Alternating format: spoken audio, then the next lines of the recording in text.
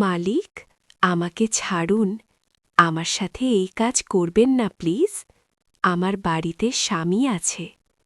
তারপরও মালিক কাজের মেয়েকে ছাড় দিল না। কাজের মেয়ের সাথে যেভাবে করল, শুনলে আপনার আত্মা কেঁপে উঠবে। আপনার মেশিন দিয়ে পানি চলে আসবে। আপনি হাতের কাজ করতে বাধ্য হবেন। তাই গল্পটি মনোযোগ দিয়ে সম্পূর্ণ শুনুন। আমার খুব গরিব পরিবারে জন্ম হয়, তাই জীবিকার তাগিদে মানুষের বাড়িতে কাজ করতে হয়। আমি যেই বাড়িতে কাজ করতাম, সেই বাড়ির মালিক অনেক ভালো ছিল। আমি যখনই যা চাই তাই এনে দিতেন। উনি আমাকে বাড়ির সব ঘরে যেতে দিত, কিন্তু একটা ঘরে যেতে বারণ করতেন। ওই ঘরটা ছাড়া বাকি সব ঘর পরিষ্কার করার ও বিভিন্ন কাজের দায়িত্ব আমার ছিল। একদিন মালিক বাড়িতে ছিল না, আর আমি ওই ঘরে গিয়ে ঢুকি। গিয়ে ভেতরের দৃশ্য দেখে আমার গায়ের লোম খাড়া হয়ে গেছিল, কারণ ওখানে আমি প্রায় 8.5 মাস ধরে এই বাড়িতে কাজ করছি। এর আগে আমি এই বাড়ির সামনের বাড়িটায় কাজ করতাম। ওরা যখন এই জায়গাটা ছেড়ে অন্য শহরে চলে গেল, তখন যাবার আগে আমাকে এই কাজটা জোগাড় করে দিয়ে গেল। এই বাড়ির মালিক অনেক ভালো। সব রকমভাবে আমার খেয়াল রাখেন। এই বাড়িতে আমি ছাড়া আরও 2জন কাজের লোক আছে, আর 2জনেই ছেলে। বাড়ির ভেতরকার সব কাজ আমি করতাম। এত বড় বাড়িতে মালিক একা থাকতেন। বাড়িটা অনেক বড় ছিল। বাড়িতে বেশি লোকজন ছিল না, তাই আমাকেও বেশি কাজ করতে হতো না। তা সত্ত্বেও মালিক আমাকে অনেক ভালো পারিশ্রমিক দিতেন। পারিশ্রমিক ছাড়াও উনি আমাকে অনেক কিছু দিতেন। ওনার ঘর আর টাকার সংখ্যা গুণে শেষ করা যেত না। আমি এই কাজটা পেয়ে অনেক খুশি ছিলাম।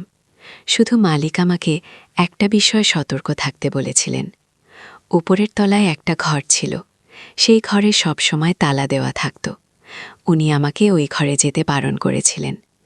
আমার প্রায় মনে হতো যে ওই ঘরে কি এমন আছে যার জন্য মালিক ওখানে কাউকে যেতে দেন না। এমনকি মালিক আমাদের উপরের তলায় যেতেও বারণ করতেন। কিন্তু একবার আমি ওনার থেকে উপরের তলাটা পরিষ্কার করার অনুমতি নিয়েছিলাম। উনিও অনুমতি দিয়েছিলেন, কিন্তু ওই ঘরে যেতে আমাকে বারণ করে দিয়েছিলেন। আর আমার এত সাহস ছিল না যে আমি মালিককে জিজ্ঞেস করব ওই ঘরে কি আছে। আর ওই বাড়ির বাকি 2জন কাজের লোকের সাথে আমার তেমন কথা হতো না যে ওদেরকে জিজ্ঞেস করব। আর সবচেয়ে বড় কথা, মালিক আমাকে অনেক বিশ্বাস করতেন। আর আমি কোনোভাবেই মালিকের বিশ্বাস হারাতে চাই না, কারণ এই বাড়িতে আমি না চাইতেই সব কিছু পাচ্ছিলাম। এখানে কেউ আমার ওপর হুকুম চালাতো না, কেউ আমার কাজের ভুল ধরত না। আমি নিজের মতন করে কাজ করতাম, নিজের ইচ্ছে মতন আরামও করতাম।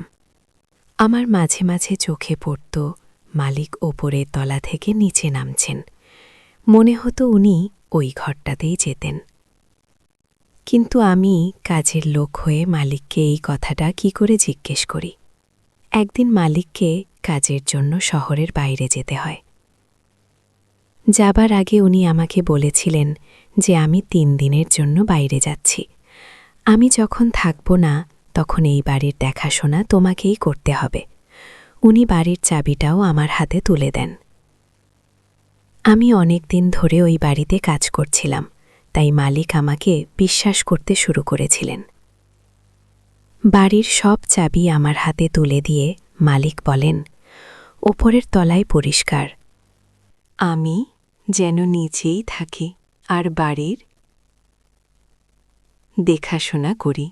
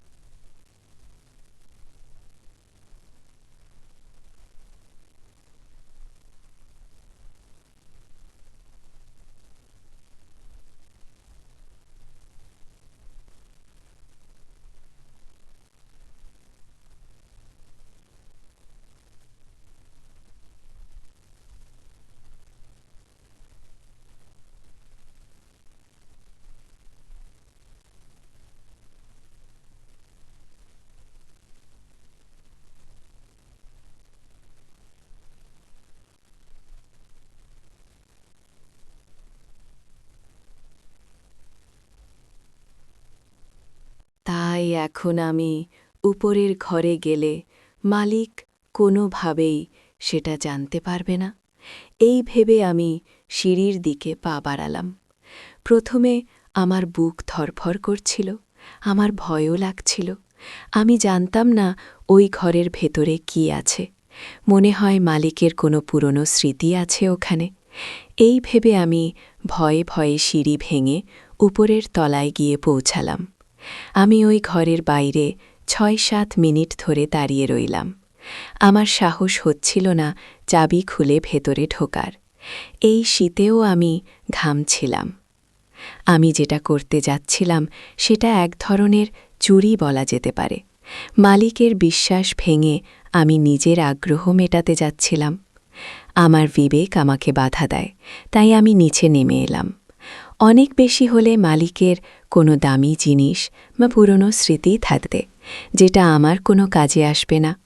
কিন্তু আমার চাকরিটা চলে গেলে গ্রামে আমার বুড়ো বাবা মায়ের ওষুধের খরচা কে দেবে? এই ভেবে আমি নিজেকে সামলে নিলাম। মালিক যাওয়ার একদিন হতে চলল। উনি বলেছিলেন উনি 2 দিন পর ফিরবেন। পরের দিন সকালে আমি যখন বাড়ি পরিষ্কার করছিলাম, তখন আমার মনে হল যে উপরের তলাটা 2 দিন পরিষ্কার না হলে ওখানে অনেক ধুলো জমে যাবে, আর মালিক ফিরে আসার পর ওটা পরিষ্কার করতে গেলে আমার কাজ অনেক বেড়ে যাবে। এই ভেবে আমি উপরের তলাটা পরিষ্কার করতে চলে গেলাম, কারণ আমি চাই না মালিক ফিরে আসার পর আমার কাজের বোঝা আরও বেড়ে যাক। আর আমি এখন পুরো খালি ছিলাম, আর একলা একলা আমার বাড়িতে মন বসছিল না। মালিক থাকলে উনি দিনের অর্ধেকটা বাড়িতেই কাটাতেন, আর কিছু না কিছু ছোটখাটো কাজ দিয়ে আমাকে ব্যস্ত রাখতেন। উপরের তলাটা পরিষ্কার করতে গিয়ে আমি আবার ওই ঘরটার সামনে গিয়ে পড়লাম। এইবার আমি আর নিজেকে ধরে রাখতে পারলাম না। মালিককে দেওয়া কথা ভুলে আমি চাবির গোছাটা বের করে একটা একটা করে চাবি তালায় লাগিয়ে চেক করতে লাগলাম। কিছুক্ষণ পর একটা চাবি লাগাতে তালাটা খুলে গেল। আমি ভয়ে ভয়ে দরজাটা খুলে ঘরের ভেতরে ঢুকলাম। ঘরের ভেতরে আমি যা দেখলাম তা দেখে আমার পায়ের তলা থেকে মাটি সরে গেল। আমি স্বপ্নেও ভাবিনি যে আমি ভেতরে এরকম কিছু দেখব।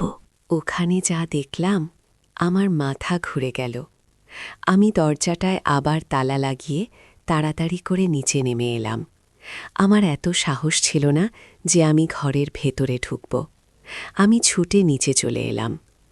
এখন আমার বুক ধরফর করছিল, মনে হচ্ছিল প্রাণটা বেরিয়ে আসবে। আমার গা ঘামে ভিজে গেছিল, আর আমার অবস্থা অনেক খারাপ হয়ে গেছিল। আমি ভেবেছিলাম ভেতরে মালিকে কোনো দামি জিনিস বা পুরনো স্মৃতি থাকতে পারে। আমি স্বপ্নেও ভাবিনি যে এরকম কিছু থাকতে পারে। আমি নিচে এসে সোফায় বসে পড়লাম। আমার পা কাঁপছিল, আর আমার সাহস হচ্ছিল না যে আমি উঠে 1 গ্লাস জল খাব। বেশ কিছুক্ষণ ধরে আমি সোফায় ওইরকমভাবে বসে রইলাম। তারপর উঠে আমি কোনো রকমই নিজেকে সামলালাম। সোফা থেকে উঠে আমি প্রথমে জল খেলাম। তারপর ভাবতে লাগলাম, নামিত যদি জানতে পারেন যে আমি ওই ঘরের দিকে গেছিলাম, তাহলে আমার চাকরিটা আর থাকবে না। কিন্তু ভেতরে আমি যা দেখেছি, তারপর আমি চুপ করে থাকলে সেটা একরকমের পাপ হবে। আমি জানতে চাই এরকমটা কেন। তখন আমার মাথায় একটা খেয়াল আসে। আমি শুধু পরিষ্কার করার জন্য মালিকের ঘরে যেতাম, আর পরিষ্কার হয়ে গেলে আমি বেরিয়ে আসতাম। ওনার ঘরটা আমি কখনো ভালো করে দেখিনি। আজ আমি যখন উপরের ঘরে এমন একটা দৃশ্য দেখলাম, তখন আমার জানতে ইচ্ছে করছে যে আমার মালিক আসলে কে। তাই আমি ঠিক করলাম যে প্রথমে আমি মালিকের ঘরটা খুঁজে দেখব। হতেও পারে যে ওখানে আমি এমন কিছু পাব যা দেখে আমার পুরো ব্যাপারটা বুঝতে সুবিধা হবে। যখন আমি মালিকের ঘরে গিয়ে পৌঁছলাম, তখন আমি একটা জিনিস খুলে চেক করতে থাকলাম।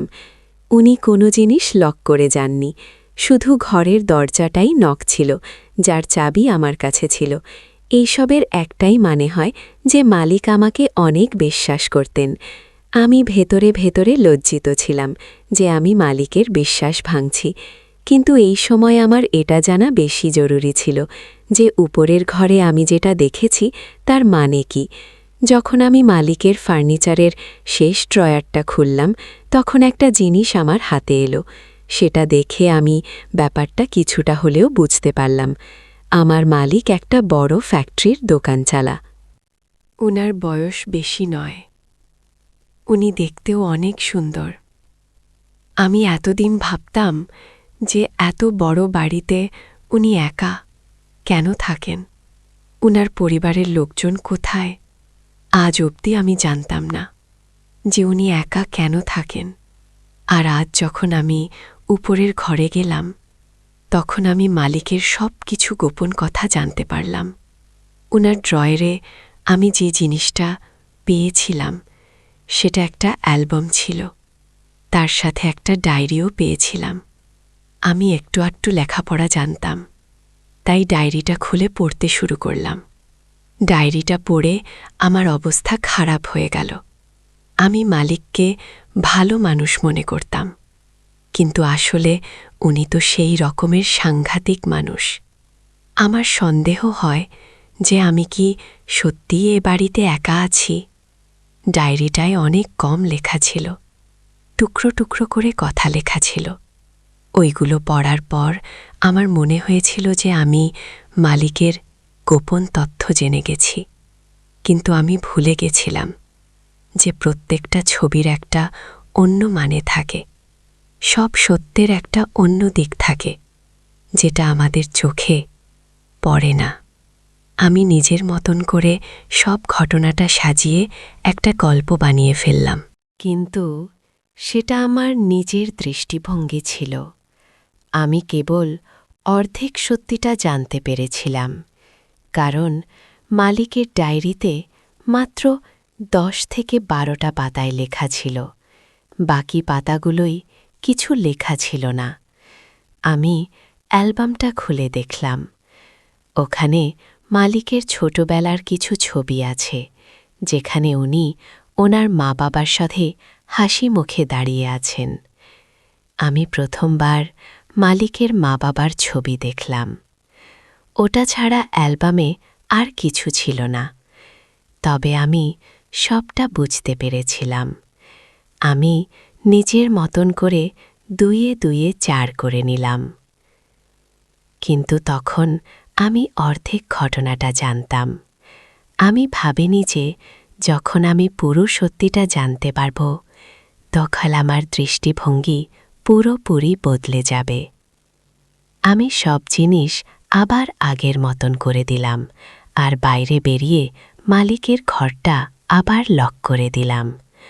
উপরের ঘরটাও আগের মতন লক করে দিলাম। আমি চাই না মালিক কোনোভাবেই জানতে পারুক যে আমি ওনার ঘরে ঢুকেছিলাম, কিংবা উনি বুঝতে পারুক আমি উপরের ঘরে গিয়েছিলাম, কারণ তখন মালিককে আমার অনেক ভয়ঙ্কর মনে হয়েছিল। মনে হয়েছিল উনি সব কিছু করতে পারেন। রাত হতেই মালিক ফেরত চলে এলেন। এখন আমার মালিককে দেখে অনেক ভয় লাগছিল। আমি কোনো রকমে ওনার জন্য খাবার বানিয়ে সার্ভেন্ট কোয়ার্টারে চলে গেলাম। এখন আমার ওনার সামনে যেতে ভয় লাগছিল। বন্ধুরা, ভিডিওর মাঝখানে একটা কথা বলতে চাই। আমি তোমাদের সর্বদা হাসি খুশি রাখার জন্য খুব কষ্ট করে ভিডিও বানাই, তাই তোমাদের কাছে অনুরোধ থাকবে অবশ্যই ভিডিওটি দেখে একটি লাইক করবেন এবং SMAGK চ্যানেলটি সাবস্ক্রাইব করে পাশে থাকবেন। আমার মনে এই ভয়টা ছিল যে মালিক যদি সব কিছু জানতে পেরে যান তাহলে আমার কাজটা আর থাকবে না, কিংবা হতে পারে উনি আমাকে তার থেকেও কোনো ভয়ঙ্কর শাস্তি দেবেন। আমি সার্ভেন্ট কোয়ার্টারে গিয়ে শুয়ে পড়লাম। অনেক ঠান্ডা পড়েছিল। যখন মালিক আমাকে ফোন করে আবার বাড়িতে ডেকে পাঠালো তখন আমার পুরো প্রাণটা বেরিয়ে যাবার মতো অবস্থা। মনে হচ্ছিল মালিক হয়তো সবটা জেনে গেছেন। আমি খোঁড়াতে খোঁড়াতে বাড়ির ভেতর গিয়ে উপস্থিত হলাম। মালিক আমাকে দেখে বলেন যে অনেক ঠান্ডা পড়েছিল। আমি খানিকটা প্রাণ ফিরে পেলাম। আমি তাড়াতাড়ি কফি বানিয়ে মালিকের ঘরে পৌঁছতে গেলাম। মালিক আমাকে দেখে বসতে বলেন। আমি ঠান্ডা মেঝেতেই বসে পড়লাম। আমি ঠান্ডায় কাঁপছিলাম। মালিক বলেন, আমার অনুপস্থিতিতে তুমি আমার ঘরে ঢুকেছিলে। মালিক যেইভাবে সরাসরি আমাকে প্রশ্ন করলেন তাতে আমার অবস্থা খারাপ হয়ে গেল। মালিক জেনে গেছেন যে আমি ওনার ঘরে ঢুকে ওনার জিনিসপত্র ঘেটেছি। আমি চুপ করে মাথা নিচু করে রইলাম। উনি বললেন, তোমার কি এমন দরকার পড়েছিল যে তুমি আমার ঘরে ঢুকে আমার জিনিসপত্র ওলটপালট করেছ? আমি কখনো তোমার কোনো অভাব রাখিনি। মালিক আমাকে একের পর এক প্রশ্ন করতে থাকেন, যার আমার কাছে কোনো উত্তর ছিল না। তিনি বললেন, বল, তোমার কি এমন দরকার পড়েছিল যে তুমি আমার ড্রয়ারের সব জিনিসপত্র ঘেটেছ? তোমার কি মনে হয়েছিল যে আমি কিছু জানতে পারব না? আমি আমার ঘরের সব জিনিস অনেক যত্নে রাখি, আর তুমি সব কিছু এধার ওধার করে দিয়েছ। তুমি ভেবেছিলে আমি বুঝতে পারব না? আমার অনুপস্থিতিতে তুমি আমার সব ড্রয়ার চেক করেছ। ওনার রাগটাও অনেক অদ্ভুত ছিল। উনি শুধু একের পর এক প্রশ্ন করতে থাকেন। আমার মনে হলো যে সত্যিটা আমি আর লুকোতে পারব না। আমি ওনাকে বলে দিলাম যে উনি না থাকাকালীন আমি উপরের তলাটা পরিষ্কার করতে গেছিলাম। আমার আগ্রহ অনেক বেড়ে গেছিল, তাই আমি উপরের ঘরটা খুলেছিলাম। আমি যেই ভিতরে পা রেখেছিলাম সঙ্গে সঙ্গে আমার জান বেরিয়ে গেছিল। ভিতরের দৃশ্যটা দেখে আমি কেঁপে উঠেছিলাম, আর তাই সত্যিটা জানার জন্য আমি আপনার ঘরে এসেছিলাম। আমার মনে হয়েছিল যে আপনার ঘরে আমি এমন কিছু পাব যেটা দেখে আমি সত্যিটা জানতে পারব, কারণ আমি উপরের ঘরে যা দেখেছিলাম তারপর চুপ করে থাকা আমার কাছে এক ধরনের পাপ মনে হচ্ছিল। আমি যখন আপনার ড্রয়ার চেক করছিলাম, ওখানে আমি একটা অ্যালবাম আর একটা ডায়েরি খুঁজে পাই। ওইগুলো দেখে আমার একটা ঝটকা লেগেছিল। আমি বুঝতে পারছিলাম না যে আপনি এরকম কেন করছেন। কেউ কি এমনটা করতে পারে? আমি তো আপনাকে অনেক বড় মনের মানুষ মনে করতাম, কিন্তু আমি যা দেখেছি তা দেখে এটাই প্রমাণ হয় যে আপনি একজন অত্যাচারী মানুষ। ভয়ে ভয়ে আমি মালিককে সব কথা বলে ফেললাম। বড়জোর আমার চাকরিটা চলে যাবে, কিন্তু এত বড় সত্যিটা আমি মনের ভেতর চেপে রেখে বাঁচতে পারতাম না। আমার কথা শুনে মালিক রেগে যাবার বদলে মুচকি হাসেন। আমার দিকে তাকিয়ে বললেন, আমার দেখে ভালো লাগলো যে তোমার বিবেকবোধ এখনও বেঁচে আছে, কিন্তু আমার পেছনে আমার জিনিসে হাত দিয়ে তুমি আমার বিশ্বাস ভেঙেছ। সত্যিটা জানার অনেক ইচ্ছে না তোমার? তো চলো, আমি তোমাকে পুরো সত্যিটা বলি। তারপর তুমি নিজেই বুঝতে পারবে যে তুমি যা দেখেছ সেটা ঠিক না ভুল। আমি 6.5 বছর বয়সে আমার মাকে হারিয়েছিলাম। আমার বাবা আর একটা বিয়ে করে এনেছিলেন, কারণ আমি অনেক ছোট ছিলাম আর আমার একটা মায়ের দরকার ছিল। আমার নতুন মা অনেক ভালো করে আমার খেয়াল রাখত। যখন আমার বাবা সামনে থাকত তখন দেখে মনে হতো মা আমার জন্য জান দিতে পারে। আমার নতুন মায়ের সাথে আমি অনেক খুশিতে ছিলাম, কিন্তু আমার বাবা আমার নতুন মায়ের সাথে বেশি দিন থাকতে পারল না। বিয়ের 10 মাস পরে বাবার অ্যাক্সিডেন্টে মৃত্যু হয়। বাবা উইলে লিখে গিয়েছিলেন যে আমার যখন 19 বছর বয়স হবে তখন ওনার সব সম্পত্তির মালিক আমি হব। তার আগে অবধি বাবা মাকে তার ব্যবসা সামলানোর দায়িত্ব দিয়েছিল। বাবা একটা ঘর আর কিছু টাকা ছাড়া মায়ের জন্য আর কিছুই রেখে যায়নি। বাবা মারা যাওয়ার পর থেকেই মা আমার সাথে অনেক খারাপ ব্যবহার করত। আমাকে সারা দিন ঘরে বন্ধ করে রাখত। দিনে একবার করে আমাকে খেতে দিত। আমার স্কুলে যাওয়া, বন্ধুদের সাথে মেলামেশা করা সব বন্ধ করে দিয়েছিল। আমি সারা দিন ঘরে বন্ধ থাকতাম, যেখান থেকে আমি অনেক রকমের আওয়াজ শুনতে পেতাম। বাড়িতে পার্টি হতো, মা তার বন্ধুদের সাথে গান চালিয়ে পার্টি করত। আমার সৎমা আমার বাবার কষ্ট করে রোজগার করা টাকা জলের মতন খরচ করছিল, বাড়ির সব ভালো কাজের লোকেদের ছাড়িয়ে। দিয়েছিল আর নিজের পছন্দ মতন কিছু কাজের লোক এনেছিল, যারা মায়ের মতনই আমার ওপর অত্যাচার করত। আমি যখনই মাকে বলতাম যে আমি ঘরের বাইরে বেরোতে চাই, তখনই সে আমাকে অনেক মারত। আর যখন বাড়িতে পার্টি হতো, তখন আমাকে ঘরে বন্ধ করে রাখার সাথে সাথে আমাকে দড়ি দিয়ে বেঁধে রাখত। মা তার বন্ধুদের সাথে মিলে আমার ওপর অত্যাচার করত। মা আমাকে নিয়ে মজা করত।